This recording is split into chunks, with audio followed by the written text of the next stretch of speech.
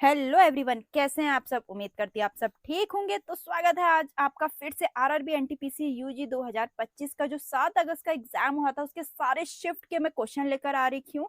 बहुत इंपॉर्टेंट, बहुत हेल्पफुल आप लोग के एग्जाम के लिए। ये एनालिसिस आपके लिए एक रिवीजन का काम करेगा और जिसके साथ एक्सप्लेनेशन मैंने जोड़ रखे हैं वो आपके आने वाले एग्जाम के लिए बहुत हेल्पफुल होंगे। बिल्कुल लास्ट तक बने रहना और चैनल को सब्सक्राइब कर लेना, नोटिफिकेशन बेल को भी ऑन कर लेना ताकि मैं अगर ऐसी वीडियो और लाती रहूं आपके लिए हेल्पफुल हो। तो हम देखते हैं यहाँ क्या क्वेश्चन आए थे। भारतीय संविधान का अनुच्छेद 48 ए का क्या निर्देश देता है। तो ये देता है पर्यावरण संरक्षण के लिए राज्य नीति के निर्देशक सिद्धांत। ठीक है, तो भारतीय संविधान के अनुच्छेद 48 ए और के 9766 में शामिल किया गया था, 1976 में शामिल किया गया था। सॉरी, अगर इसको हम पूरा ऐसे करके बोले कि जो 48 ए है वो 1976 में शामिल किया गया था। ठीक, फिर है किसी राज्य का मुख्यमंत्री डैश के प्रति उत्तरदायी होता है, विधानसभा। ठीक, तो इसका देखते हैं। मुख्यमंत्री राज्य में सरकार का मुखिया होता है और राज्य के प्रशासन के लिए जिम्मेदार होता है। मुख्यमंत्री मंत्रिपरिषद के साथ मिलकर नीतियों के निर्माण और उनके इम्प्लीमेंटेशन द्वारा राज्य में कानून व्यवस्था सुनिश्चित करने के लिए जिम्मेदार होता है। राज्य का राज्यपाल मुख्यमंत्री की नियुक्ति करता है। क्वेश्चन कुछ भी पूछा जा सकता है, ठीक है, इसीलिए मैं बिल्कुल एक क्वेश्चन का पूरा एक्सप्लेनेशन लेकर आई हूँ। फिर है प्राचीन संगम साहित्य किस भाषा में लिखा गया था। तमिल में। ठीक, तो संगम साहित्य संगम युग के दौरान रचित प्राचीन तमिल साहित्य को संदर्भित करता है जो लगभग 300 ईसा पूर्व 300 ईस्वी के बीच का है। संगम शब्द प्राचीन दक्षिण भारत में विद्यमान तमिल कवियों की एक अकादमी का संदर्भित करता है। यह साहित्य 3 संगम काल खंडों में विभाजित है, प्रथम, द्वितीय और तृतीय। ठीक, फिर है भीमबेटका गुफाएं कहाँ स्थित है। मध्य प्रदेश में। फिर है बुद्ध के पूर्व जन्म की कहानियां निम्नलिखित में से किस प्रकार के ग्रंथ में निहित है। जातक कथा। ठीक, तो मतंग जातक कथाओं में बुद्ध को उनके पिछले जन्म में चांडाल के रूप में पहचाना गया था और गौतम बुद्ध का जीवन वृत्तांत बुद्ध चरित्र के नाम से जाना जाता है जिसे अश्वघोष ने लिखा था। ठीक, फिर है भारत में राज्यों का सर्वोच्च विधि अधिकार कौन है। Advocate general. ठीक, और हाँ, बहुत इंपॉर्टेंट बात, बिल्कुल टेलीग्राम चैनल को भी ज्वाइन कर लीजिए और नोटिफिकेशन बेल ऑन करना क्योंकि आप तक वीडियो नहीं पहुंच रही है। फिर डैश कान फिल्म महोत्सव में दिया जाने वाला सर्वोच्च पुरस्कार कौन सा है। Palme Dior. ठीक, फिर मध्यकाल में भारत में प्रचलित डाक व्यवस्था का विस्तार से वर्णन किस यात्री ने किया। इब्न बतूता ने किया। इब्न बतूता ने मोहम्मद बिन तुगलक के शासन के दौरान भारत का दौरा किया था। पूछ सकते कौन से राजा के दौरान किया था इसका दौरा। ठीक, फिर डिटर्जेंट पाउडर में कौन सा अम्ल प्रयोग किया जाता है। Sulphonic acid. डिटर्जेंट पाउडर में मौजूद डोमिनेंट केमिकल जो होता है वो सोडियम कार्बोनेट है। ठीक, फिर युद्ध अभ्यास भारत और डैश के बीच संयुक्त सैन्य अभ्यास है। तो जो युद्ध अभ्यास है भारत और यूएस के बीच में है। ठीक है, और जो 2025 में इसका 20th एडिशन था। नेक्स्ट है भारत में स्टैच्यू ऑफ यूनिटी डैश की दुनिया की सबसे ऊंची प्रतिमा है। कहां पर है, वो क्या है, सब बताती हूँ। तो पहले किसकी है। सरदार वल्लभ भाई पटेल की है जो गुजरात के नर्मदा घाटी में स्थित है। भारतीय मूर्तिकार रामवी सुतार द्वारा डिजाइन किया गया और 31 अक्टूबर 2018 को उद्घाटन किया नरेंद्र मोदी जी ने। ठीक, भारत में चाय का सबसे बड़ा उत्पादक सबसे प्रसिद्ध राज्य कौन सा है। आसाम। ठीक, फिर ऑपरेशन सिंदूर में मुख्य रूप से किस मिसाइल का इस्तेमाल किया गया था। तो ब्रह्मोस सुपरसोनिक क्रूज मिसाइल का 7 मई को भारत ने ऑपरेशन सिंदूर शुरू किया। ठीक, फिर संपर्क विधि का उपयोग डैश के निर्माण में किया जाता है। H2SO4 sulphuric acid. फिर है कंट्रोल प्लस की जो होती है, कंट्रोल प्लस पी शॉर्टकट की किसके लिए यूज किया जाता है। Printing the document. यहाँ पे मैंने सारी शॉर्टकट की लिखी है क्योंकि ऐसे क्वेश्चन पूछे गए हैं शिफ्ट में। या तो आपसे कंट्रोल ए पूछ लिया जाएगा, पी पूछ लिया जाएगा, ZYFHD कुछ भी पूछ लिया जाएगा। तो मैं पूरा एक लाई हूँ। ठीक है, क्वेश्चन है कौन सा रोग प्रोटोजोआ के कारण होता है। मलेरिया। ठीक, इसका एक्सप्लेनेशन ये गलत है, ये गलत का कॉपी पेस्ट हो गया है। ठीक, फिर है मौलिक अधिकारों को भारत के संविधान के किस भाग में शामिल किया गया। फंडामेंटल राइट्स को पार्ट 3 में शामिल किया गया है। भारतीय संविधान के अनुच्छेद 12 से अनुच्छेद 35 को भाग 3 में परिभाषित किया गया है। फिर है भारतीय संविधान की 7वीं अनुसूची डैश से संबंधित है। डिवीजन ऑफ पावर से। ठीक है। तो भारतीय संविधान की 7वीं अनुसूची सूची के आधार पर संघ और राज्यों के बीच शक्तियों के विभाजन से संबंधित है। इसमें 3 सूचियां शामिल है, संघ सूची, राज्य सूची, समवर्ती सूची। क्वेश्चन कुछ भी पूछा जा सकता है। अगर यहाँ पर ये पूछा गया है कि किससे संबंधित है, तो ये भी पूछा जा सकता है उसमें 3 सूचियां कौन कौन से शामिल है, इसलिए मैं एक्सप्लेनेशन में सब कुछ लाई हूँ। 2025 में अंतरराष्ट्रीय बुकर पुरस्कार किसे प्रदान किया गया?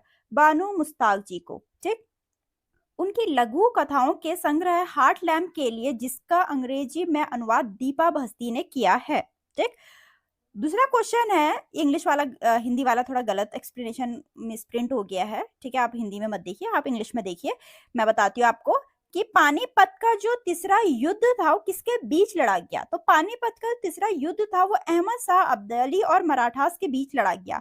पानीपत का तीसरा युद्ध 14 जनवरी 1761 को मराठा और दुरानी साम्राज्य के अहमद शाह अब्दाली के बीच हुआ था। पानीपत का पहला युद्ध 1526 में बाबर और इब्राहिम लोदी के बीच लड़ा गया और इसने मुगल साम्राज्य की नींव रखी। पानीपत का दूसरा युद्ध 1556 में मुगल राजा अकबर और हिंदू राजा हेमू के बीच लड़ा गया और हेमू हार गया। ठीक है, तो क्वेश्चन कुछ भी पूछा जा सकता है आपसे, इसलिए मैं एक्सप्लेनेशन में एक एक पॉइंट लाई हूं। फिर है, निम्नलिखित में से कौन सा विद्रोह उल गुलान के नाम से लोकप्रिय है? मुंडा विद्रोह। मुंडा उल गुलान आंदोलन भारत के छोटा नागपुर पठान, वर्तमान में जिसको झारखंड बोलते हैं, क्षेत्र में अंग्रेजों और जमींदारों के विरोध एक विद्रोह था। इस आंदोलन में नेता बिरसा मुंडा थे। मुंडा विद्रोह, जिसे उल गुलान के नाम से भी जाना जाता है, वह विद्रोह है जिसे महान विद्रोह कहा जाता है। ये वाले क्वेश्चन, ऐसे क्वेश्चन DFCCL में भी पूछे गए थे रेलवे के। ठीक है, फिर जुगाड़ नृत्य शैली किस राज्य से संबंधित है? छत्तीसगढ़ से। नृत्य शैली से भी क्वेश्चन पूछ रहे हैं, डांस से भी क्वेश्चन पूछ रहे हैं, फेस्टिवल से भी क्वेश्चन पूछ रहे हैं, कंप्यूटर्स के भी आ रहे हैं, साइंस के भी आ रहे हैं। और एक और मोस्ट इंपॉर्टेंट, अगर आपने चैनल को सब्सक्राइब नहीं किया तो कर लीजिए, नोटिफिकेशन बेल को भी ऑन कर लीजिए, ऐसी इंपॉर्टेंट वीडियोस मैं लाती रहूंगी। फिर है, भारत के प्रथम मुख्य चुनाव आयुक्त कौन थे? First chief election commissioner of India Sukumar Sen थे। ये तो फर्स्ट चीफ इलेक्शन कमिश्नर पूछ लिया, लेकिन ये भी पूछा जा सकता है भारत के पहले मुख्य सूचना आयुक्त वजाहत हबीबुल्ला। फिर भारत के पहले महान्यायवादी मोतीलाल चिमनलाल सीतलवाड़। फिर है, भारत के पहले लोकपाल पिनाकी चंद्र घोष। स्वतंत्रता के बाद भारत के पहले CAG नरहरि राव।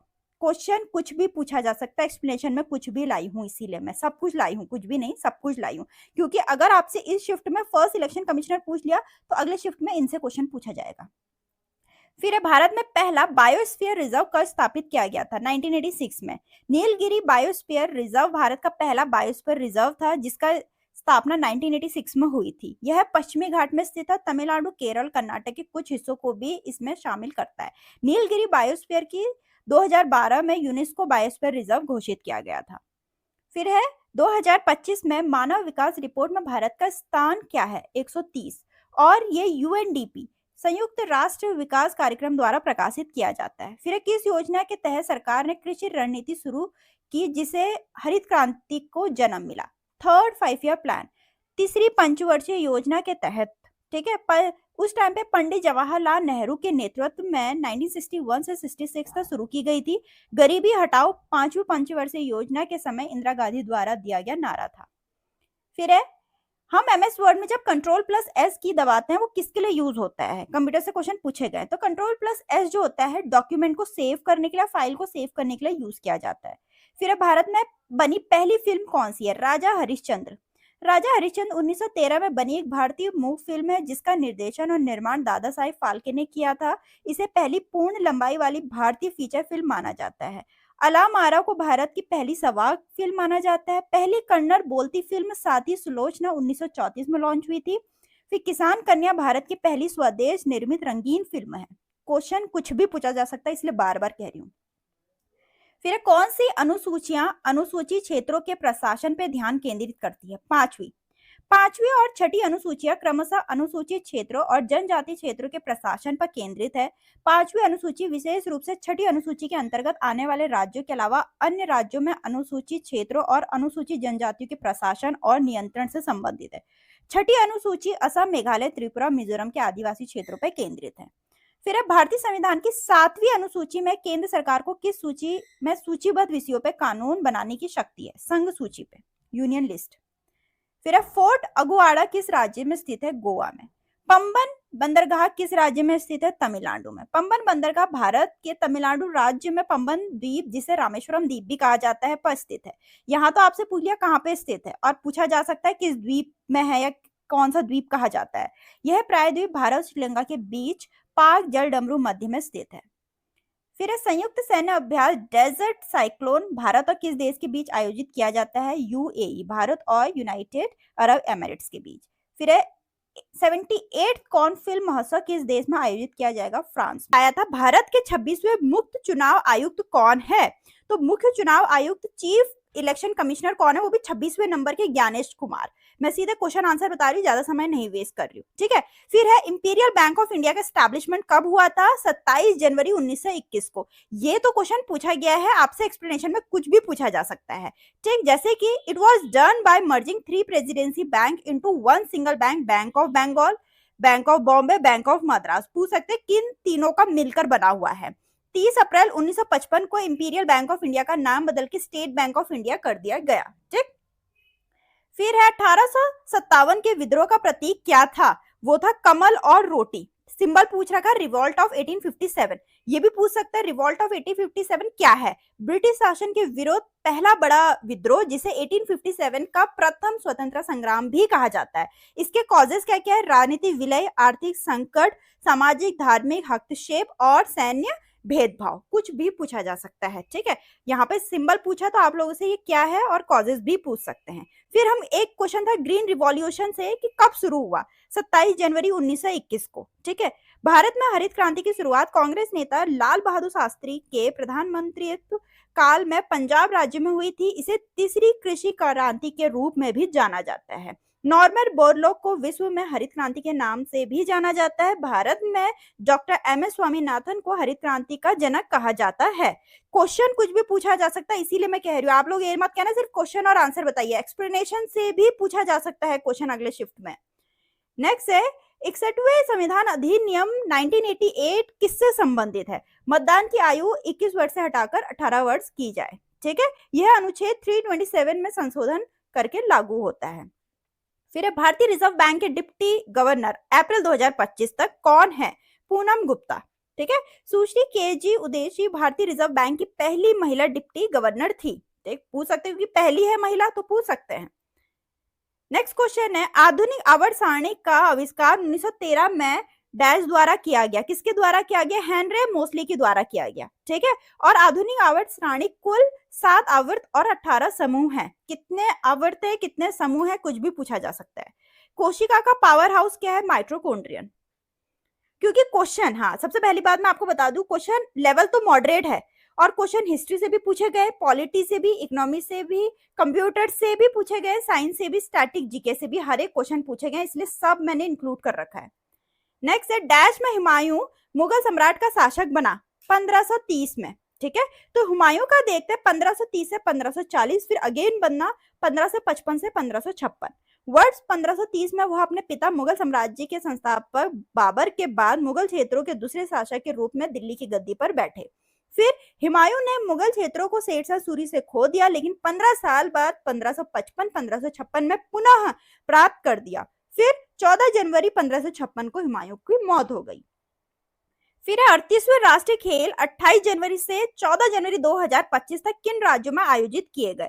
अब क्वेश्चन कुछ भी पूछा जा सकता है या फिर पूछा गया था, मैंने सिर्फ यहाँ पे ये इंक्लूड कर रखा था, मुझे ये बताया गया कि 38वें राष्ट्रीय खेल के बारे में आया, तो मैंने पूरा इंक्लूड कर दिया कि कब से कब शुरू हुआ, कहाँ हुआ, उत्तराखंड में, विनर कौन था, सर्विसेज, ठीक, क्योंकि कुछ भी पूछा जा सकता था। नेक्स्ट है वर्ल्ड ट्रेड ऑर्गेनाइजेशन, विश्व व्यापार संगठन का मुख्यालय कहाँ है? स्विट्जरलैंड के जिनीवा में 1995 में फाउंड हुआ था। फिर सबसे पुराना वेद कौन सा है? ऋग्वेद है। 4 वेद है, ऋग्वेद, सामवेद, यजुर्वेद, अथर्ववेद, जिसमें सबसे पुराना कौन सा है? ऋग्वेद है, ठीक। इसमें से ऋग्वेद सबसे प्राचीन और अथर्ववेद सबसे नया है। नया भी पूछ सकते हैं कौन सा है। फिर मानव रक्त का पीएच मान क्या है? 7.35 से लेके 7.45 के बीच में है, ठीक है। फिर आउटपुट डिवाइसेस, क्वेश्चन आया था आउटपुट डिवाइसेस। अब क्वेश्चन ये भी पूछा जा सकता है कि इनमें से कौन से आउटपुट डिवाइस नहीं है या इनमें से कौन से इनपुट डिवाइसेस नहीं है। तो मैंने इसीलिए सारे आउटपुट डिवाइसेस, सारे इनपुट डिवाइसेस के बारे में आपको बता दिया, क्योंकि कंप्यूटर का क्वेश्चन है, कुछ भी पूछा जा सकता है। आउटपुट डिवाइसेस कौन कौन से हैं? Monitor, display, screen, printer, speaker, headphones, projector, plotter, braille, reader, ये सारे आउटपुट डिवाइसेस हैं जिनको हम फिजिकली टच कर सकते हैं। इनपुट डिवाइसेस कौन से हैं? Keyboard, mouse, joystick, light pen, track ball, tick, scanner, graphic tablet, microphone, magnetic ink, card reader, optical character reader, barcode reader, optical mark reader. ठीक। तो द नेक्स्ट क्वेश्चन इज, एक अश्व शक्ति कितने वॉट के बराबर होता है? 1 horsepower is equal to 746 watt. ठीक है, जो अश्व शक्ति है, हॉर्स पावर है, वो शक्ति मापने की इकाई है। यह मान स्कॉटिश इंजीनियर जेम्स वॉट द्वारा निकाला गया था। फिर स्वतंत्र भारत की पहली महिला राज्यपाल थी मिसेस सरोजनी नायडू। ठीक।